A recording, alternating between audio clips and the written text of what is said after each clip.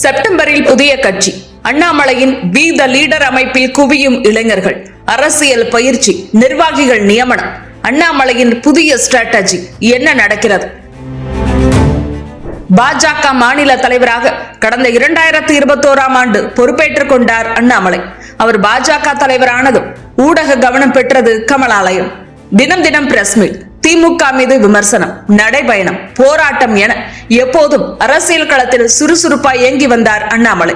அண்ணாமலை வருகைக்கு பிறகு தமிழ்நாடு பாஜக புத்துயிர் பெற தொடங்கியது என்று கூட சொல்லலாம். அதுவரை அதிமுகவை விட்டால் திமுக, திமுகவை விட்டால் அதிமுக என்று இருந்த அரசியல் நிலையை மாற்றி திமுகவிலிருந்தும் அதிமுகவிலிருந்தும் வெளியேறும் நிர்வாகிகளை பாஜகவை நோக்கி வர வைத்தார். பிற்படுத்தப்பட்ட சமூகத்தை சேர்ந்தவர்களுக்கும் முக்கிய பொறுப்புகள் கொடுத்து திமுக அதிமுகவையும் திரும்பி பார்க்க வைத்தார் அண்ணாமலை. அண்ணாமலையின் தெளிவான பேச்சு, அவருடைய அக்ரசிவ் அரசியல் இளைஞர்களையும் கவர பாஜகவில் இளைஞர் கூட்டத்தையும் பார்க்க முடிந்தது. இப்படி பாஜகவை அண்ணாமலை வருகைக்கு முன், அண்ணாமலை வருகைக்கு பிறகு என பிரிக்கலாம். அந்த அளவு ஆக்டிவான அக்ரசிவான பொலிட்டிக்கல் லீடராக வலம் வந்த அண்ணாமலை 2026 தேர்தல் நெருங்கும் சமயம் அவரை மாற்றி அவருடைய இடத்தில் வேறு ஒரு தலைவரை பாஜக மேலிடம் அமர வைக்கும் என்று அண்ணாமலையோ அவருடைய ஆதரவாளர்களோ நினைத்திருக்க கூட வாய்ப்பில்லை. ஆனால் அதிமுக பாஜக கூட்டணி உடைந்தது, 2024 ஏற்பட்ட நாடாளுமன்ற தேர்தல் தோல்வி, இவையெல்லாம் அண்ணாமலை தலைமையை கேள்விக்குறியாக்கின.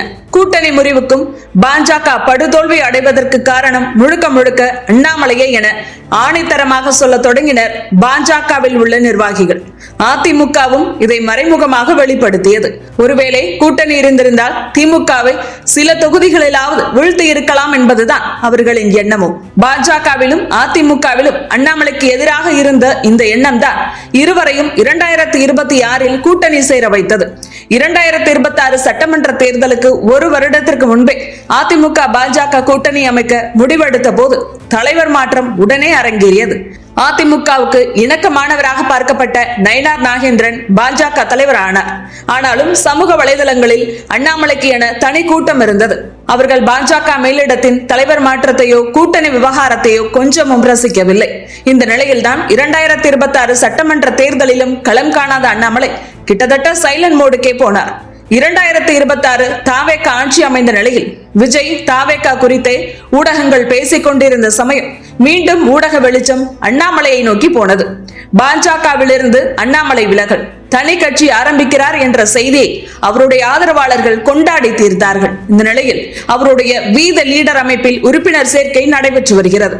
10 நாட்களில் 40 லட்சம் உறுப்பினர்களை இணைப்பதை டார்கெட்டாக வைத்து உறுப்பினர்களை சேர்க்க அவருடைய ஆதரவாளர்கள் முகாம் நடத்தி வருகின்றனர். தற்போது மாநில, மாவட்ட அளவிலான பொறுப்பாளர்கள் நியமனமும் நடந்து வருகிறது.